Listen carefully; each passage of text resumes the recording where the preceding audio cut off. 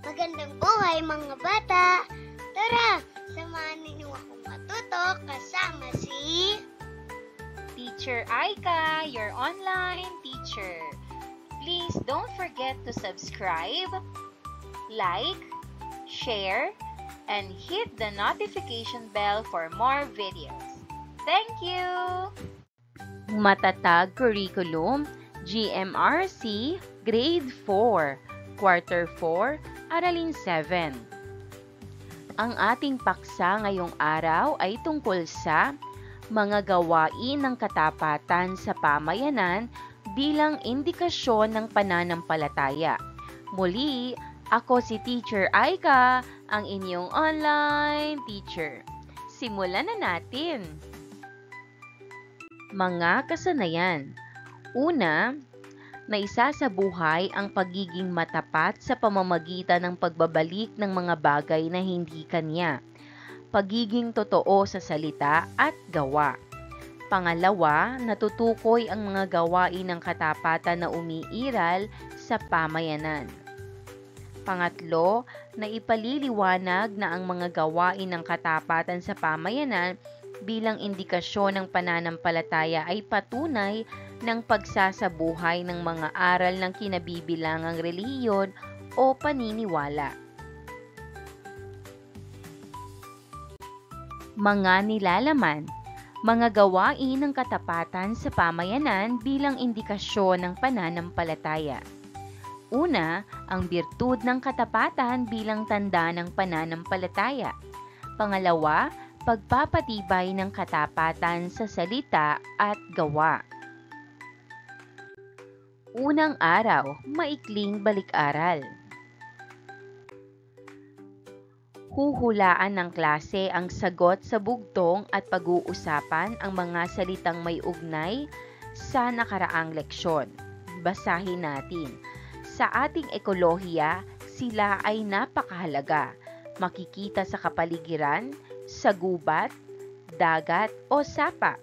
Kapag kinakailangan, buhay nila ay ibibigay. Subalit sa iba, sila ay walang saysay.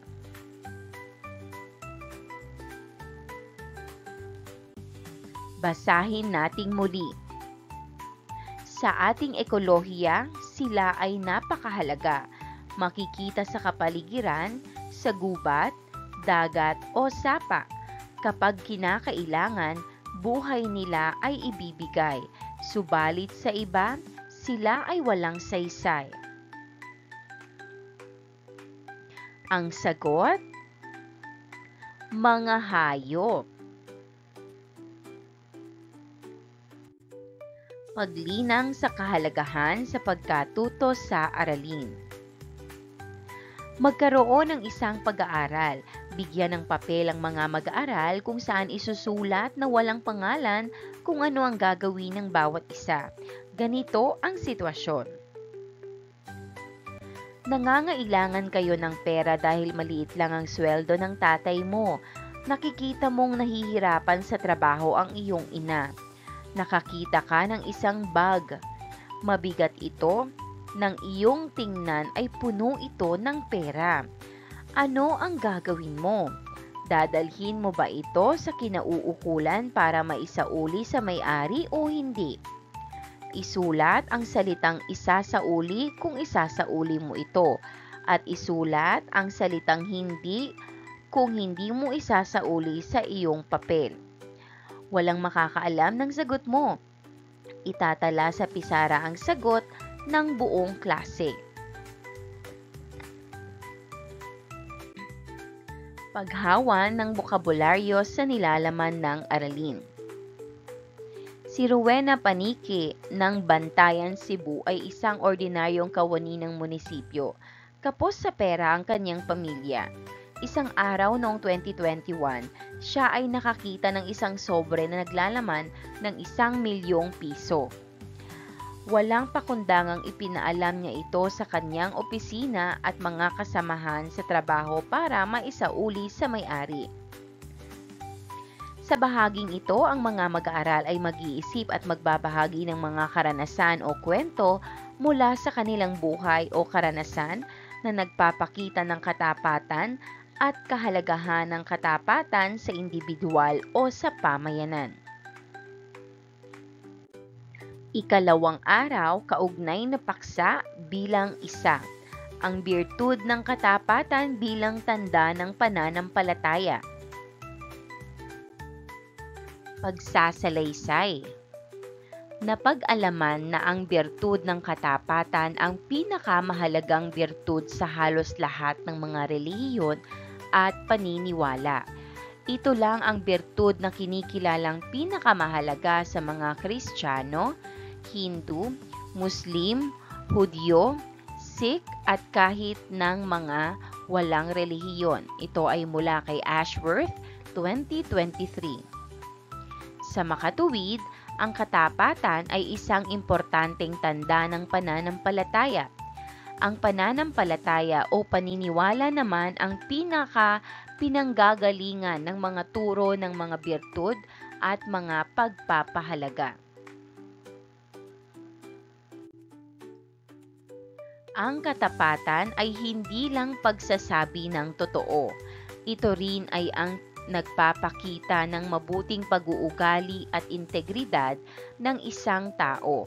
Ibig sabihin, ang isang taong matapat ay totoo at maaasahan sa salita at gawa. Ang batang matapat ay mapagkakatiwalaan. Gagawin niya ang makakaya hindi para parangal ng iba, kundi para maging tapat sa sariling pamantayan. Ang matapat na bata ay matulungin at mabuti ang turing sa kapwa. Maaasahang itataguyod ng matapat na bata ang kanyang pangako.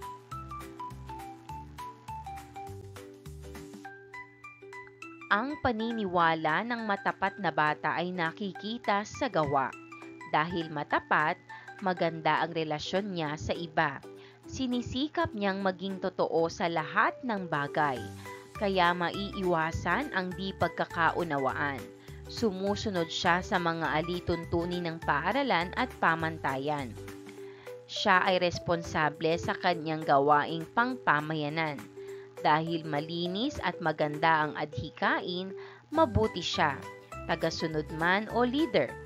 May malasakit siya sa kapwa lalo na sa naiiba ang kalagayan sa karaniwan. Matapat siya sa mabubuting aral ng kanilang pananampalataya. Maaasahang may malasakit siya sa kanyang bayan at ikabubuti ng pangkalahatan.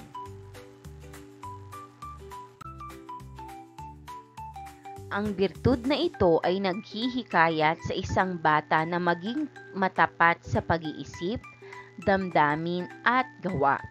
Nag-uudyok ito ng tanggihan ng pagsisinungaling at pagdadaya sa sarili man o sa iba. Lalabanan ng batang matapat ang panlilinlang at pagsira sa karangalan ng iba. Kasalungat ng katapatan ang pagkukunwari. Ang katapatan ay pagpapahalaga sa moral na panuntunan at paniniwala. Ang sariling kagustuhan isinasantabi para bigyang daan ang pagsunod sa batas moral.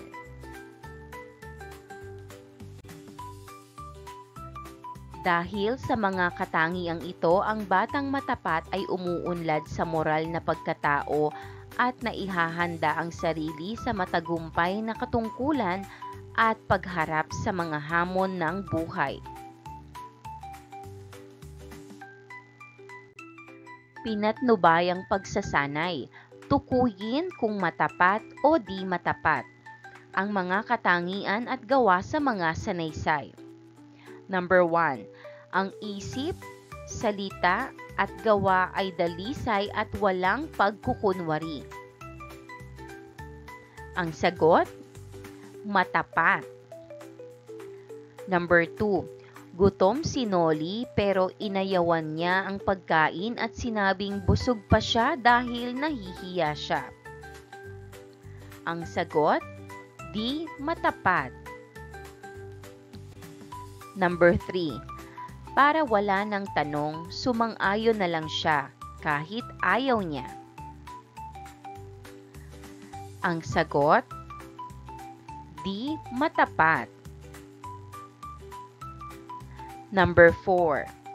Mapagbigay siya sa mga kaibigan niya, pero maramot sa iba.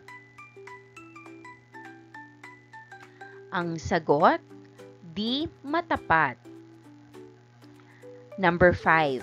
Hindi siya nangopya kahit walang nagbabantay sa pagsusulit nila. Ang sagot, matapat.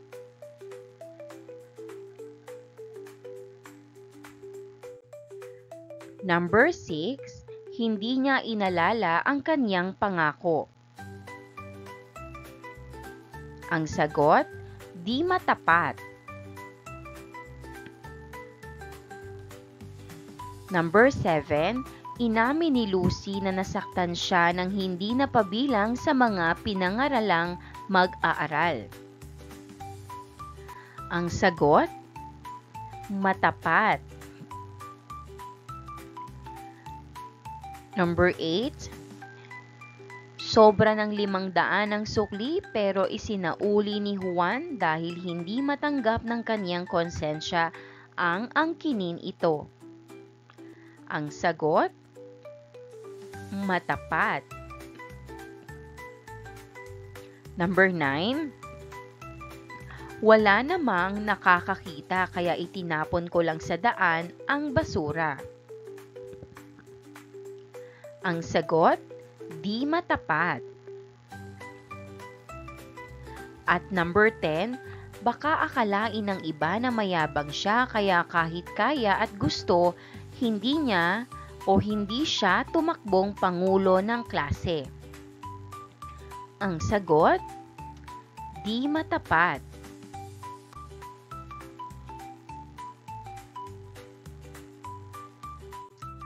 Paglalapat at pag-uugnay, basahin natin ang punong kahoy ko.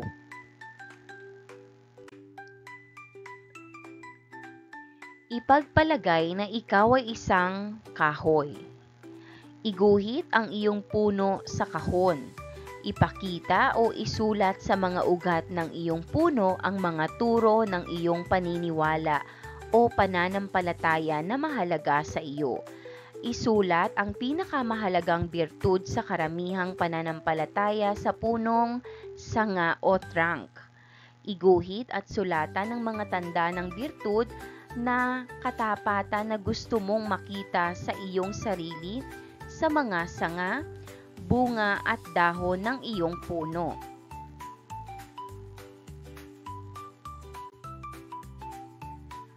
Ang walang lupa o ugat ay maaaring indikasyon ng kakulangang emosyonal.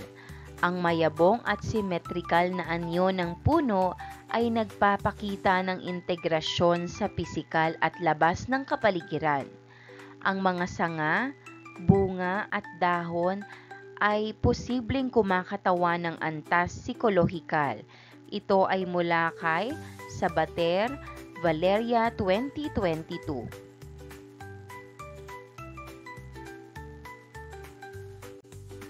Ikatlong araw, kaugnay na paksa bilang 2, pagpapatibay ng katapatan sa salita at gawa.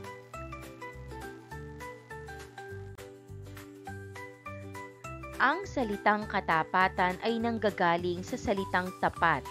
Ito ay may panlaping ka, kasama sa hulaping an, na tumutukoy sa isang pag-uugali na kabahagi o shared sa kapwa. Kaya ang katapatan ay katangian na kaugnay sa pakikitungo sa kapwa. Sa Pilipinong pananaw, ang ating kapwa ay kabahagi ng ating pagkatao. Magkaugnay tayo sa isa't isa. Bahagi ng katapatan sa kulturang Pilipino ang sumusunod na mga konsepto. Una, pangangalaga ng ugnayan o relasyon. Mahalaga ang katapatan sa personal na ugnayan at relasyon, kamag-anak man o pampamayanan. Kinakailangan ang katapatan sa trabaho, pamilya at kaibigan para pagkatiwalaan at igalang ang isang individual. Walang magtitiwala sa taong hindi tapat. Pangalawa, moralidad at etika. Sa mga Pilipino, ang katapatan ay mahalagang tanda ng moralidad at etika ng isang tao. Kinikilala at pinararangalan ng lipunan ang mga taong tapat. Ang katapatan ay batayan ng antas moralidad ng isang tao. Pangatlo, nasyonalismo o patriotismo at pagmamahal sa bayan. Sa kulturang Pilipino, ang katapatan ay hindi limitado sa personal na ugnayan. Nakikita rin ito sa pagmamahal sa bayan. Ang bayan ang malawakang pamayanan na kinabibilangan ng individual. Ang pagiging tapat sa kapwa ay unang nakikita sa pagtupad ng tungkulin sa kapwa Pilipino. Patunay ito ng katapatan. Pang-apat, kapayapaan at katarungan. Nakikita ang katapatan sa pagiging makatarungan at pagsusumikap na makamtan ang kapayapaan. Nauugnay ito sa pagtupad sa batas, paggalang sa karapatan ng iba, at pagsulong sa adhikain na naglalayong makamit ang kaginhawaan, kaayusan, at katahimikan ng lipunan. Panglima, tapat na katiwala ng kalikasan. Kung may magandang adhikain para sa kapwa at sa bayan, nahihimok ang individual na pangalagaan ang kalikasan. Pang-anim, pagmamahal sa Diyos. Ang katapatan sa Diyos ay naipapakita sa pagmamahal sa kapwa, pakikilahok sa pamayanan, at pagsusumikap sa pag-unlad ng bayang kinabibilangan.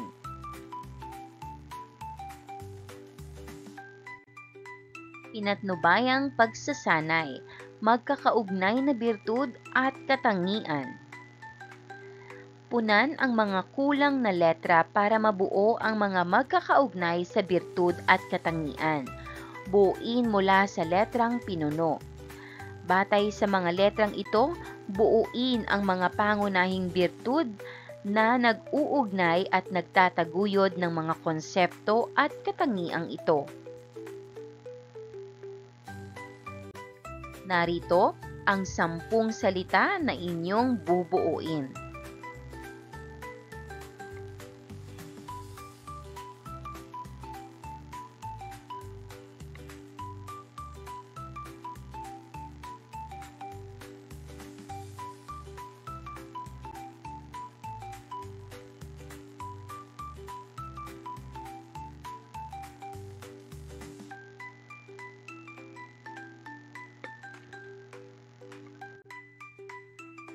Narito naman ang mga kasagutan. Una, kapayapaan. Pangalawa, makabayan. Pangatlo, katarungan. Pang-apat, moralidad. Panglima, Pilipino. Pang-anim, katiwala. Pang-pito, napakatapang. Pang-walo, kalikasan. Pang-siyam, pamayanan. At pang-sampu, at ang ating nabuong salita ay katapatan. Tama ba ang iyong sagot? Kung oo, mahusay.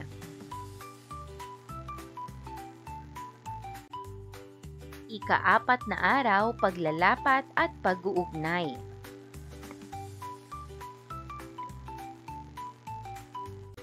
Pagtutugma ng gawa at salita. Itugma ang mga salita sa kaliwa sa nauugnay na gawa sa kanan ukol sa katapatan. Isulat ang tamang letra sa espasyong nilaan.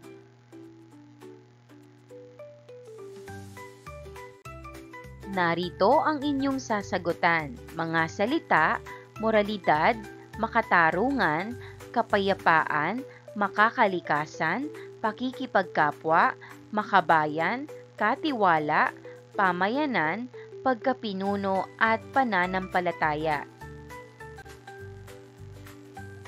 Una, moralidad. Ang sagot, B. Batayan ng tamang desisyon at aksyon. Pangalawa, makatarungan. Ang sagot, D. Pagtanggol sa naaapi at pagkakapantay-pantay. Pangatlo, kapayapaan. Ang sagot, K. Matiwasay na pamumuhay at may pagkakasundo-sundo. Pang-apat, makakalikasan. Ang sagot, G. Maalaga sa mga halaman at hayop. Number 5, pakikipagkapwa. Ang sagot, A. Pagsusumikap sa ikabubuti ng kapwa. Number 6, makabayan. Ang sagot, E. Handang ipagtanggol ang bayan. Number 7, katiwala. Ang sagot, H. Masinop sa paggamit ng likas na yaman. Number 8, pamayanan. Ang sagot, L. Kahalubilo at kaugnayan sa lugar at tirahan. Number 9, pagkapinuno. Ang sagot, M. Pagserbisyo ng tapat lalo na sa nangangailangan. At number 10, pananampalataya. Ang sagot, I. Paniniwala at pakikipag-ugnay sa Diyos. Pabaong pagkatuto. Kung ako ay matapat, dugtungan ang mga sumusunod. Number 1, kung ako ay matapat, ako ay... Number 2, hahanap ng kapareha at ibabahagi sa kapareha ang sagot. Silang dalawa ay sasagot sa ikalawang salaysay. Kung siya o sila, ang tao o mga taong inaiisip na dapat maging matapat, sana ay dugtungan. Pagninilay sa pagkatuto, isang kwento ng hamon sa katapatan. Ang mag-aaral ay magsusulat ng mga saloobin at desisyon tungkol sa pagsasanay ng katapatan ayon sa kwento sa ibaba. Ang mga sagot ay dapat maglaman ng mga mag-aaral na natutuhan tungkol sa katapatan. Isang araw sa tahimik na bayan ng San Pedro, lumalakad patungo sa paaralan si Remo. Nasa ika-4 siyang baitang na mag-aaral. Sa araw na ito, hindi siya nakapag-almusal at kulang na kulang ang baon niyang pera. Wala kasing mailuto ang nanay niya, kaya maagang umalis ang nanay niya para magtinda sa palengke. Nagkataon na nakita ni Remo na nahulog ang isang 500 piso galing sa bulsa ng mama na naglalakad sa unahan niya. Pinulot ito ni Remo. Ipagpatuloy ang kwento ayon sa iyong pagmumuni-muni kung ano ang dapat mangyari sa ating kwento ng katapatan. Sagutin natin sa pamamagitan ng pagdudugtong. Isang kwento ng hamon sa katapatan. Dahil gutom, naisip ni Remo na... Subalit, nagdadalawang isip si Remo. Kailangan ko ang pera ang naiisip niya, pero dapat yata na isauli ko ito sa mama. Naisip niya, ano kaya ang maaalala ni Remo sa mga aralin sa GMRC?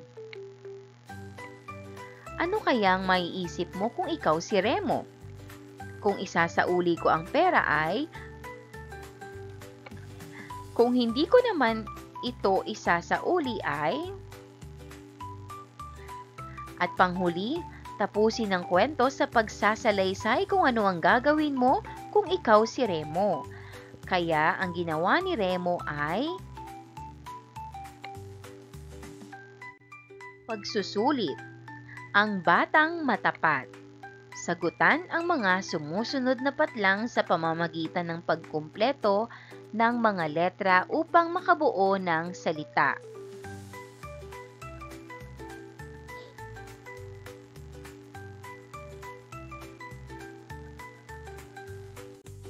Narito naman ang mga kasagutan. Number 1, paniniwala. Number 2, isagawa. Number 3, totoo. Number 4, pananampalataya. Number 5, payapa. Number 6, bayan. 7, katarungan. 8, etika. 9, moralidad. At 10, mali.